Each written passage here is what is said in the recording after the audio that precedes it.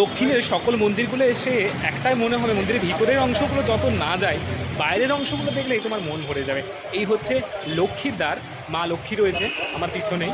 এই লক্ষ্মীর দ্বারের দিয়ে ঢুকতে হবে প্রধান মন্দিরে। স্বয়ং বসে রয়েছে কমলা, আর দুই দিকে দুই ঐরাবত রয়েছে। আরও একটা জিনিস কমন, প্রত্যেকটা মন্দিরে এই ধরনের স্তম্ভ কিন্তু রয়েছে, প্রত্যেকটা ছোট হোক বড় হোক প্রত্যেক মন্দিরই কিন্তু স্তম্ভ রয়েছে। আর এই মন্দিরের স্তম্ভটা কিন্তু পিতল দিয়ে পুরো বাঁধানো, কত সুন্দর লাগছে। তাই বলছিলাম না, মন্দিরের বাইরের অংশগুলো, মন্দিরের বাইরের অংশটাই শুধু দেখো। এখানে শ্রীদেবী এবং ভূদেবীকে কোলে নিয়ে স্বয়ং বিষ্ণু তার গরুরের বাহনের ওপর দাঁড়িয়ে বসে রয়েছে। কি অসাধারণ দৃশ্য! সত্যি দেখে তোমাদের যদি ভালো লাগে অবশ্যই কিন্তু কমেন্ট করে জানাবে। কিন্তু এই হচ্ছে নারায়ণ শ্রীদেবী এবং ভূদেবীকে কোলে নিয়ে গরুর বাহনের ওপর বসে রয়েছে। মন্দিরটা দেখো, সেই বড়, সেই আকাশ ছোঁয়া মন্দির। এটা হচ্ছে মন্দিরের পিছনের অংশ। বলি গন্ধমাদন পর্বতকে নিয়ে উড়ে যাচ্ছে। এত সুন্দর, ভিতরটা কতটা সুন্দর। রাধে রাধে।